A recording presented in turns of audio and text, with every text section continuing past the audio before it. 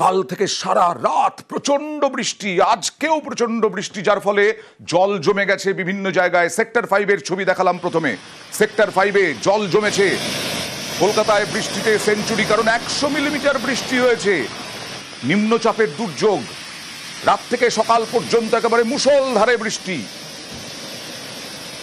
নিম্নচাপের জেরে বৃষ্টি এবং সেই বৃষ্টির জেরে কার্যত জলমগ্ন কলকাতা সহ কলকাতার যে সমস্ত সংলগ্ন এরিয়া রয়েছে সেই সংলগ্ন এরিয়া। এবং যে ছবি আপনাদেরকে এই মুহূর্তে দেখাচ্ছে সেক্টর 5-এ, সেখানে কিন্তু কার্যত জল জমে রয়েছে এবং জল পেরিয়ে সামনের দিকে এগিয়ে যাচ্ছে গাড়ি থেকে শুরু করে সাধারণ মানুষ। এবং কার্যত জলমগ্ন এই সেক্টর 5 এরিয়া। ইতিমধ্যে যে খবর পাওয়া যাচ্ছে তা হচ্ছে যে বৃষ্টিপাতের পরিমাণ তা কিন্তু সেঞ্চুরি পেরিয়েছে, অর্থাৎ সর্বত্র প্রায় 100 মিলিমিটারের বেশি বৃষ্টিপাত হয়েছে। ক্যামেরা রাজীবের সঙ্গে প্রীতি, নিউজ 18 বাংলা। এই অঝোর ধারায় বৃষ্টির ছবিতে দেখুন কি অবস্থা। বিধান সরণি, সেখানেও জল জমেছে। এবারে নর্দার্ন পার্কের ছবি দেখাবো।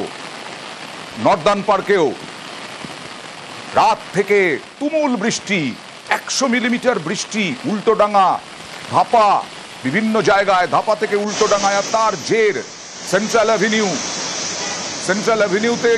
অ্যাভিনিউতেও জলযন্ত্রণা। যদিও পাম্প দিয়ে জমা জল সরাতে তৎপর পুরসভা। এবার ঠনঠনিয়ার ছবি দেখুন। হাঁটু পর্যন্ত জল, কোনো কোনো জায়গায় হাঁটু পর্যন্ত জল ঠনঠনিয়ায়। লক গেট বন্ধ থাকার জন্যই এই রকম অবস্থা বলে পুরসভা জানাচ্ছে, কারণ গঙ্গায় জোয়ার থাকলে লক গেট বন্ধ থাকে। এবার কলেজ স্ট্রিটের ছবি দেখুন। তুমুল বৃষ্টি, সকাল থেকে আরো চলবে বৃষ্টি। সোমবার পর্যন্ত বৃষ্টির সম্ভাবনার কথা, আশঙ্কার কথা জানিয়েছে আবহাওয়া দপ্তর। ক্যামাক স্ট্রিট দেখছেন, ক্যামাক স্ট্রিটের ছবি। জল যন্ত্রণা সেখানেও। দক্ষিণে নিম্নচাপের দুর্যোগে এবার এজেসি বোস রোড ফ্লাইওভার, সেখানেও জমা জল। গভীর নিম্নচাপের কারণে উত্তরবঙ্গ থেকে দক্ষিণবঙ্গ প্রায় সব জেলাতেই ভারী থেকে অতি ভারী বৃষ্টিপাত হয়েছে গতকাল রাত থেকে আজ সকাল পর্যন্ত।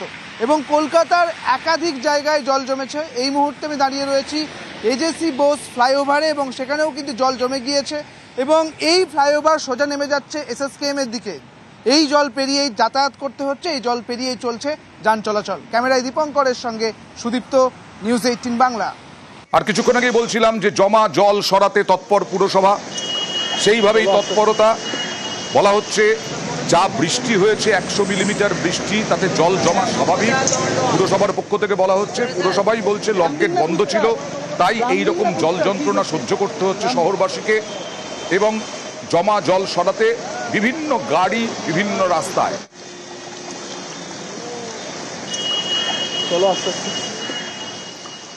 আর জমা জল যেমন, তেমনি গাছও উপড়ে পড়েছে। গাছ উপড়ে একেবারে রেলিং ভেঙে গেছে। দেখুন, রেলিং ভেঙে গেছে গাছ উপড়ে পড়ে। এটা হচ্ছে হাডকো মোড়ের ছবি। হাডকো মোড়ে টানা বৃষ্টিতে গাছ পড়ে বিপত্তি দেখুন। 100 মিলিমিটারের ওপরে বৃষ্টি।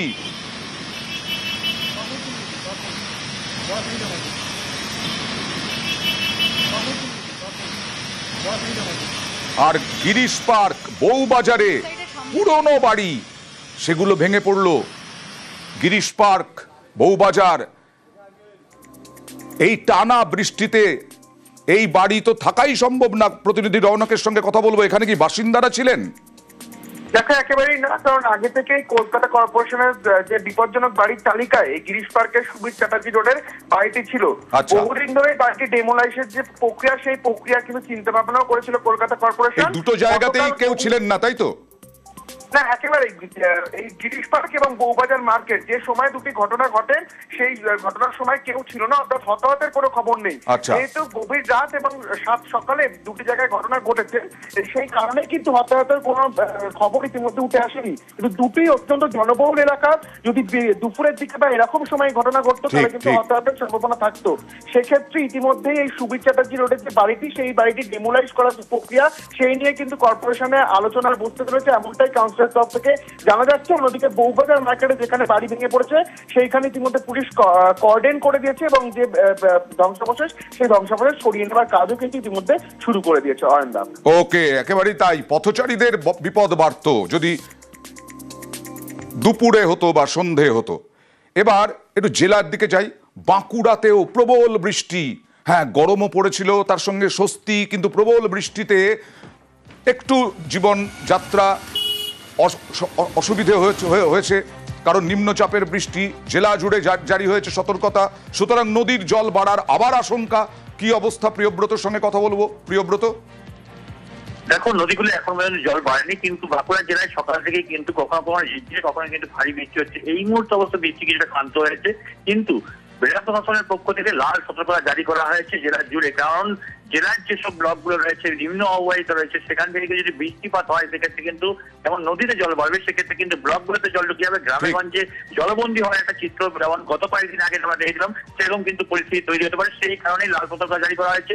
যেসব দপ্তরগুলো রয়েছে, বিপর্যয় মোকাবিলা দপ্তর, ডিজাস্টার ম্যানেজমেন্ট, সবাইকে কিন্তু অ্যালার্ট করা হয়েছে এবং তাদের তিরপল এবং খাবার মজুদ রাখা হয়েছে। যদি কোনো রকম বন্যা ভয়াবহী বা বানবাসী অবস্থা তৈরি হয়, সেক্ষেত্রে কিন্তু উঁচু জায়গায় তুলে নিয়ে যাওয়া, রেস্কিউ করে নিয়ে যাওয়া, এমন পরিস্থিতি তৈরি হলে, গ্রামবাসী থেকে সেখানে নিয়ে যাওয়ার পরিস্থিতি তৈরি হলে, সেখানে কিন্তু খাবার মজুদ থাকা এবং খাবার দেওয়ার পরিস্থিতি, তিরপল দেওয়ার পরিস্থিতি, সেই পরিস্থিতি তৈরি হলে কিন্তু জেলা প্রশাসন সব রকম ভাবে তৈরি হয়েছে। মানে আবার প্লাবন পরিস্থিতি হওয়ার আগেই সতর্ক প্রশাসন।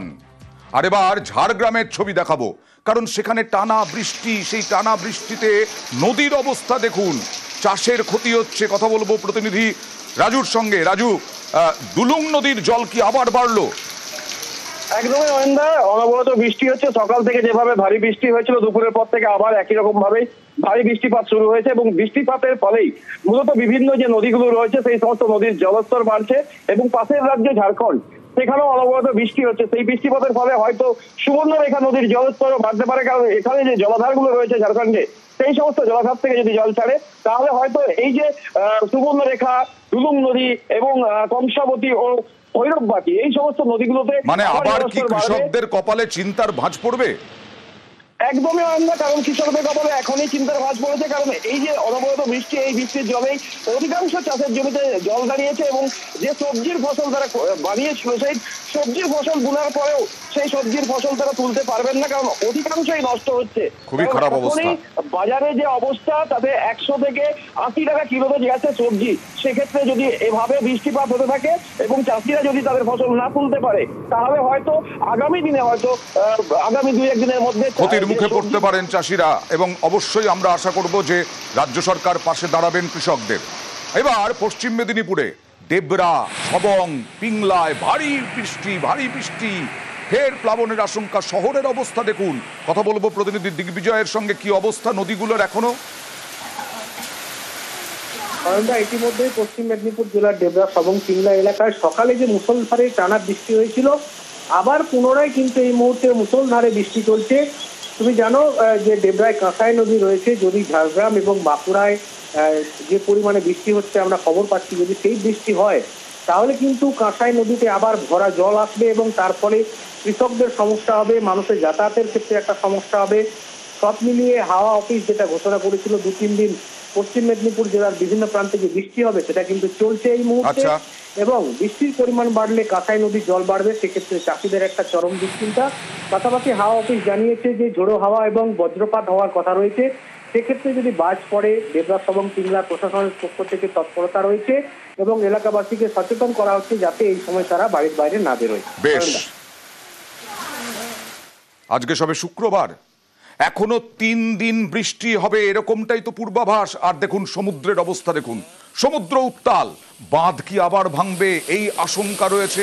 তার সঙ্গে স্থানীয় বাসিন্দাদের তাদের সরিয়ে নেওয়া, সমুদ্রে যেতে নিষেধ, নামখানা, ফ্রেজারগঞ্জ। কথা বলবো প্রতিনিধি বিশ্বজিতের সঙ্গে। বিশ্বজিৎ, মাইকিং তো চলছে যাতে না যাওয়া হয় সৈকতে, সেটা ঠিক আছে, কিন্তু বাঁধ নিয়ে চিন্তা রয়েছে কি বিশ্বজিৎ? হ্যাঁ দেখো, বাঁধ নিয়ে কিন্তু এক চিন্তায় তো থাকবেই, কারণ তুমি জানো অমাবস্যার কোটাল রয়েছে। এই মুহূর্তে অমাবস্যার কোটাল চলছে, নদী ও সমুদ্রে কিন্তু জল অনেকটাই বাড়বে এবং অন্যদিকে বঙ্গোপসাগরে যে নিম্নচাপ, তার জেরে কিন্তু গতকাল রাত থেকে দফায় দফায় বৃষ্টি হচ্ছে। এই মুহূর্তে একটা ঝোড়ো হাওয়া কিন্তু উপকূলীয় এলাকায় চলছে এবং তার জেরে কিন্তু নদী এবং সমুদ্রের যে জল অনেকটাই বাড়ছে এবং সমুদ্রে একটা জলোচ্ছ্বাস দেখা দিচ্ছে এবং সেই কারণবশত সেটা দেখা যাচ্ছে সকাল থেকে সুন্দরবন পুলিশ ডিস্ট্রিক্টের সমস্ত উপকূল থানার পক্ষ থেকে, ফেজারগঞ্জ, গঙ্গাসাগর কোস্টাল এবং নামখানা থানার পক্ষ থেকে কিন্তু যে মৎস্যজীবীদের যে মৎস্য বন্দরগুলি রয়েছে সেখানে কিন্তু মাইকিং চালানো হচ্ছে। একদম পরিষ্কার করে বলা হচ্ছে 28 তারিখ পর্যন্ত কিন্তু কোনো রকমভাবে সমুদ্রে যাওয়া যাবে না, কারণ সমুদ্র উত্তাল থাকবে। তার পাশাপাশি গঙ্গাসাগর যে তীর্থক্ষেত্র সেখানে কিন্তু যে সিভিল ডিফেন্সের কর্মীদের মোতায়েন করা হয়েছে যাতে না কেউ গভীর সমুদ্রে যেতে পারে পুণ্যার্থীরা, সেই দিকে যেমন নজর রাখা হচ্ছে। তার পাশাপাশি বকখালি যে পর্যটন কেন্দ্র সেখানেও কিন্তু সমুদ্রের কাছাকাছি যাতে না কেউ যেতে পারে বা গভীর সমুদ্রে যাতে না কেউ নামে সেই দিকে কিন্তু সিভিল ডিফেন্স এবং যে ফেজারগঞ্জ কোস্টাল থানার পুলিশ কিন্তু মোতায়েন রয়েছে। ওকে, দেখাবো মাইকিং। কোস্টাল পিএস থেকে মৎস্যজীবীদের উদ্দেশ্যে একটা বিশেষ ঘোষণা। আবহাওয়া দপ্তর থেকে জানা গেছে উড়িষ্যা উপকূলবর্তী ওয়েস্ট বেঙ্গলের সব জায়গায় নিম্নচাপ এবং আবহাওয়া খারাপ হওয়ার জন্য মৎস্যজীবীরা যাতে সমুদ্রে না যায় তার জন্য নিষেধাজ্ঞা। কাকদ্বীপে মাইকিং চলছে, সমুদ্র উত্তাল। দীঘা মন্দারমণিতেও মাইকিং চলছে পর্যটকদের উদ্দেশ্যে, কারণ সেখানেও সমুদ্র উত্তাল। দীঘা বিশেষ করে। আপনারা কেউ বেশি দূরে যাবেন না, সবাই কাছাকাছি থেকে চান করুন। সমস্ত পর্যটক বন্ধুকে জানানো হচ্ছে আপনারা কাছাকাছি এসে চান করুন।